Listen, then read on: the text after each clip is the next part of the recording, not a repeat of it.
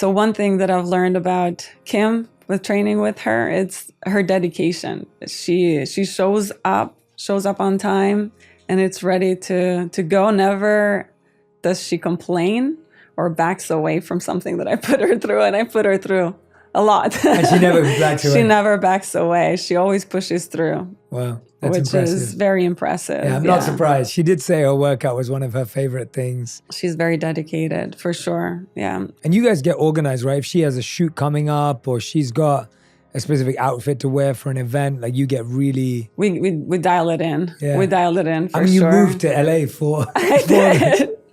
I did, and I ended up staying here for a little bit longer than I was expected. What was it like when she first reached out to you and said, I need you to come over? What was that like? What was that conversation like? Yes, I'll be there. Because obviously it is Kim, but I believe in working with these people that have such high influence because of the impact that they will have on the larger population. So if through them I can send a message of strength for women. So strength is beautiful, strength is confidence, whatever that looks like. Strength doesn't have to come with big muscles, but if I can send that message of strength to especially young women, then to me, I've done my purpose is fulfilled. It's beautiful. What's the first thing you ask someone when they come to you? Anyone that comes to work with you, what's the first thing you ask them? How serious are you about this? Right. Yeah. How serious are you about this? Like, are you going to give me a day here and there? Because that's just not going to achieve anything for you or myself. So you have to be serious about your health. And I like to make it, even though if somebody comes to me saying that they need to look a certain way, I always try to make it about health and longevity. Yeah, it's similar in coaching, actually. Whenever I take on a client, I found that clients who are willing to dedicate and commit time see phenomenal results. Exactly. Like, I've had clients that I have met for 2 hours a day, every day for 2 years. And I've had clients that have met twice a week, thrice a week for 3 to 6 months. And then I have someone who's like kind of checking in once a month, kind of checking in once a quarter, and you just start to notice. And it's hard because it's not that someone is not wanting to work hard, or it's not that they're a bad person or a weak person. Right, of course. It's just people have different discipline levels. Absolutely. But it's like, in order to really see an impact and see the results, there has to be that commitment. There has to be that commitment, absolutely. You talked about the purpose of strength training. What is the purpose of workouts like Pilates and yoga and other forms? What is the purpose of those kind of workouts compared to strength training? Like I said, I respect and have utilized myself all modalities. I love yoga, but I think they're great additives. They're great in addition to strength training because they will not most likely build muscle mass in the way that strength training can. Mm-hmm. They will build maybe endurance, they'll build some endurance, they'll build flexibility and some strength, but not to the level that lifting weights will.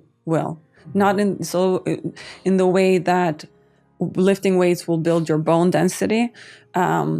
Yoga and Pilates, unless you're doing some crazy yoga or Pilates, they will not do that. So, but again, there is a great place and time, in addition, I believe, to strength training to incorporate yoga and Pilates.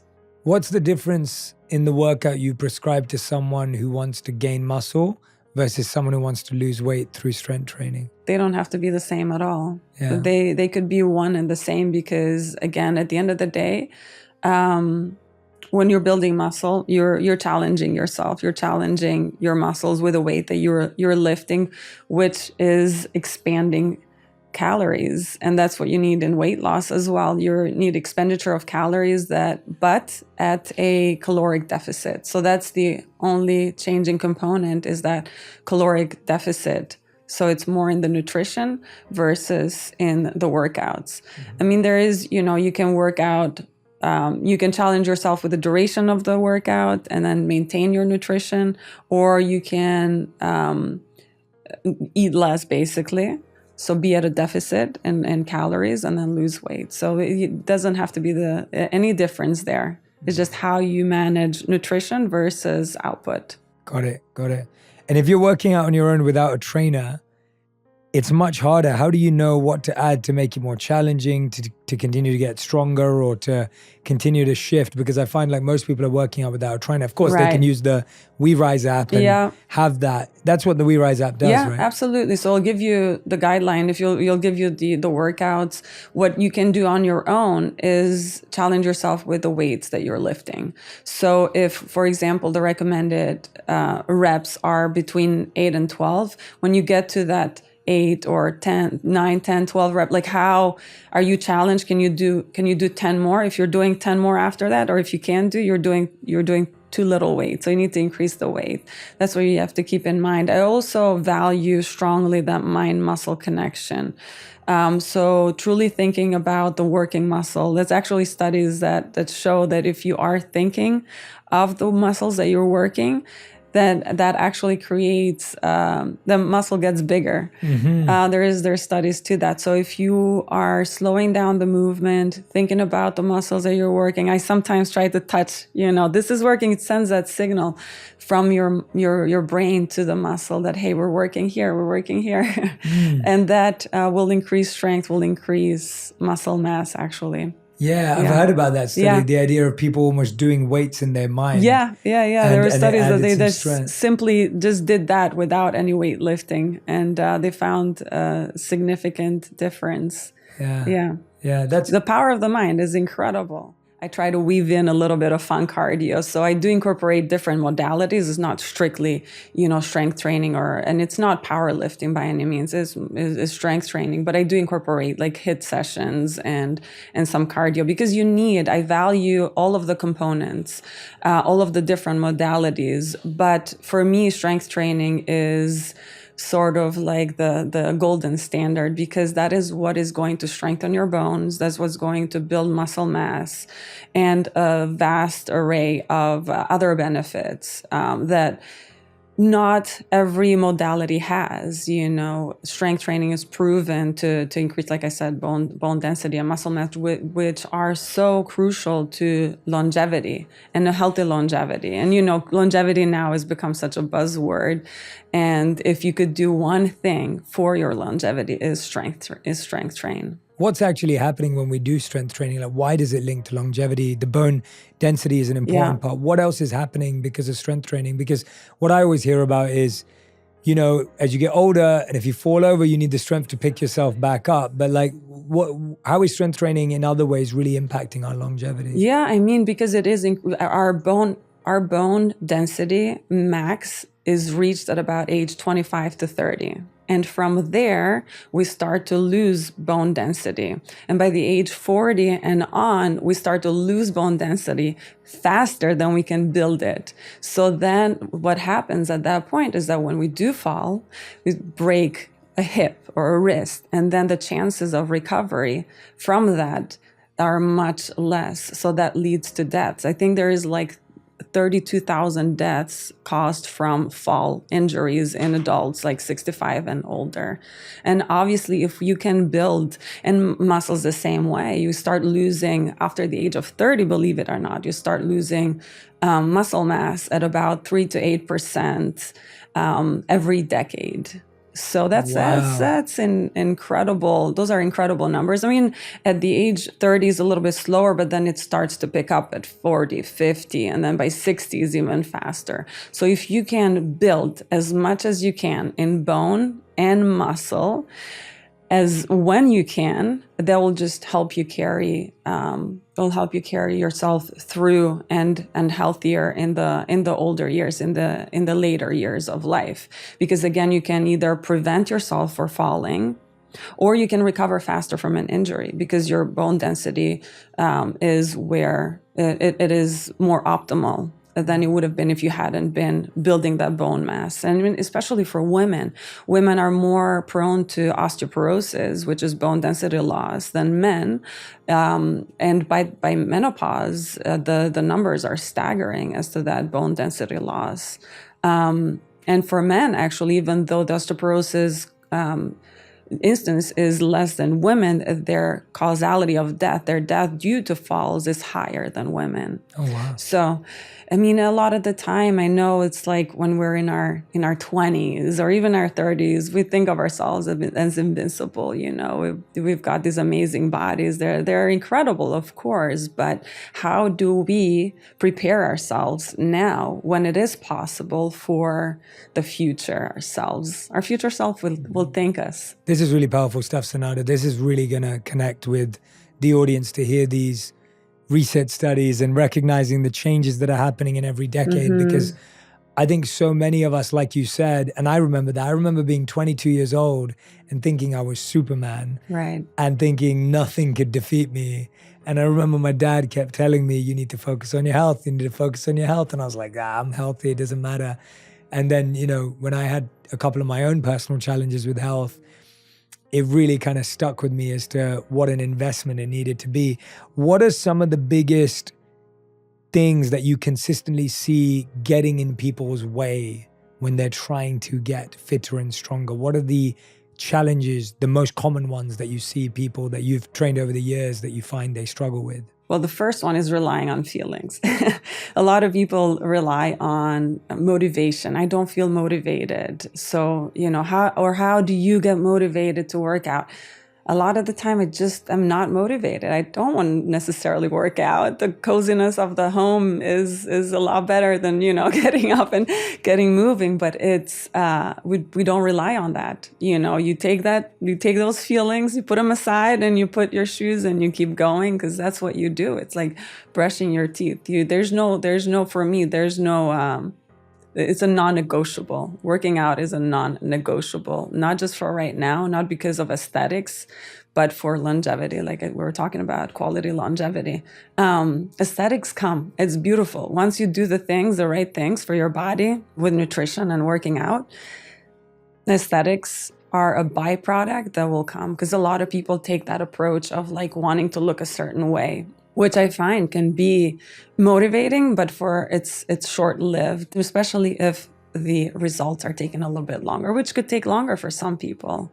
But if you are doing it, again, for those right reasons, for the reasons of like, I want to be as strong as I can in this body so this body can carry me forward in the healthiest possible way for as long as possible.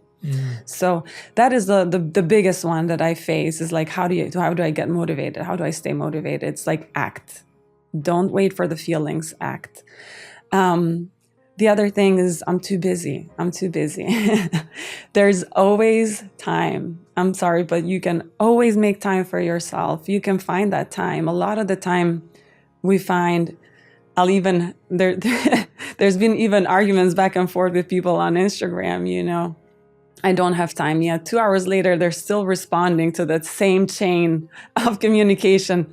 Well, you had 2 hours right there. You have time. A lot of the time is just we analyze your day. Just analyze your day as to where you're spending time that you could carve out. Not saying don't watch TV or don't be on social media. Do it while watching TV. Exactly. Yeah. Do that. How can you incorporate it? I found that for me, incorporating is so powerful. Incorporate it, exactly. And I'm a big believer of like not doing all or nothing. Mm-hmm.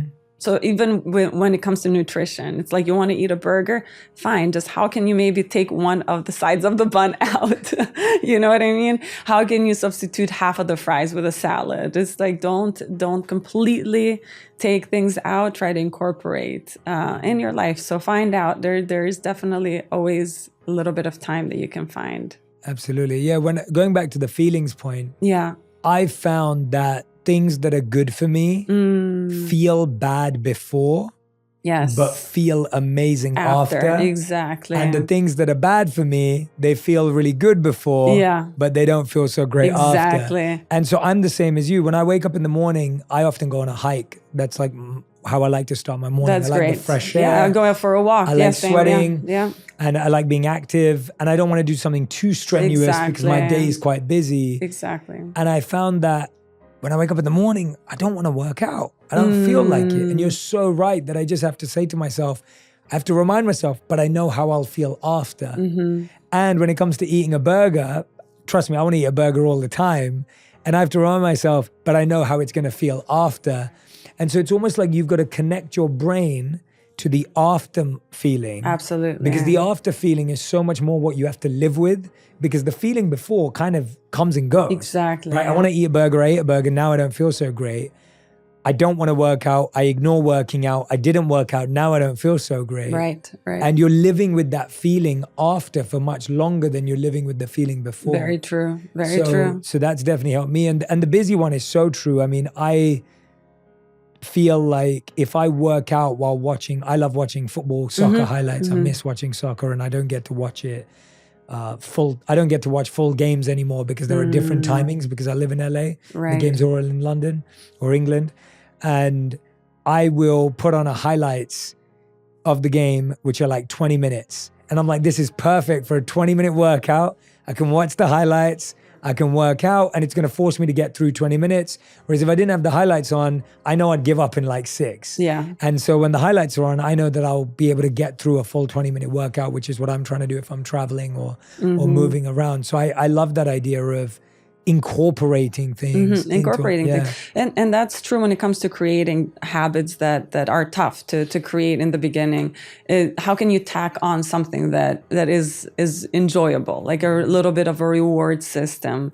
And a reward system doesn't have to be that I get to eat, whatever I want afterwards. What is the right reward system for being fit? Because I think a lot of people think it is then getting to eat what you want. Yeah. You could be, like you said, you like to watch the highlights, a show that you enjoy, or another activity that's enjoyable, or if you want to treat yourself, find maybe, when it comes to food, find a healthier option. I'm a great believer also in substituting, a lot of the recipes that I post I have a sweet tooth, a major sweet tooth. So how can I create recipes that are healthy, that will satisfy and will taste just as good as the naughty food.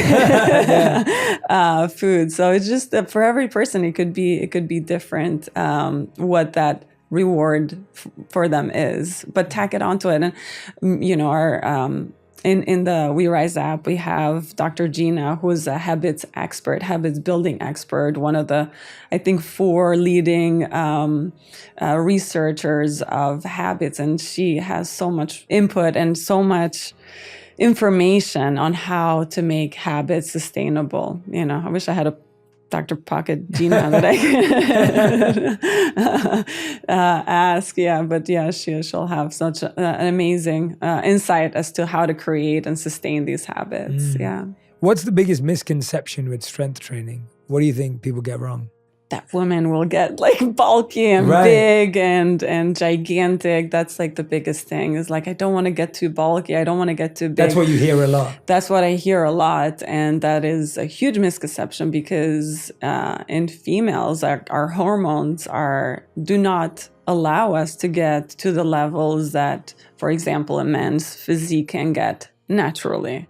It is not biologically, there's obviously different levels of hormones in different women that will promote growth in some more or less than others. But I always say at the end of the day, you can just back off. If you are feeling, but I guarantee you that once you start gaining a little bit of muscle, you will be addicted.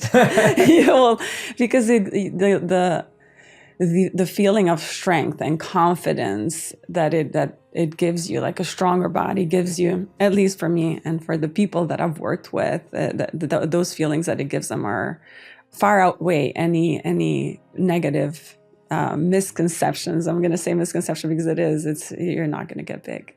You're not going to get huge. You're not going to be like Hulk. I know Radhi loves strength training. Like, it's such a passion of hers, and she loves that feeling of being stronger and loves that feeling of like, it's amazing to see, because I think you are right that we have this worry that our body's going to change and look a way that we don't want it to look. Yeah. What should someone eat right before a workout and right after, especially a strength training workout? So before a workout, about an hour, maybe 30 minutes at most, because you don't want to eat too close. I would eat a combination of protein and carbs, maybe a little bit higher in carbs. and then afterwards meal that is higher in protein, so at least 20 grams of protein in that meal after the workout. I mean, the studies are a little bit all over the place when it comes to this. Obviously, for somebody that's been working out for a long time, you're a little bit more flexible with that, or for somebody that is trying to gain muscle mass or weight, that again, it's a little bit more flexible versus a beginner. Then you have to be a little bit more strict, a little bit more on top of your nutrition when it comes to not just before and after, but throughout the day. And at the end of the day is what you're consuming throughout the day that is most important. So are you so not so focused, because a lot of people focus so much on before and after. I would start with, how do you feel before a workout? Do you feel, if you're working out in the morning and you're energized enough, then feel free to work out on an empty stomach. That's completely fine. Even if you can carry that energy through. If you feel like you need to have a little bit of nutrition beforehand, that's great too. It's, how do you optimize for yourself? How do you optimize for yourself?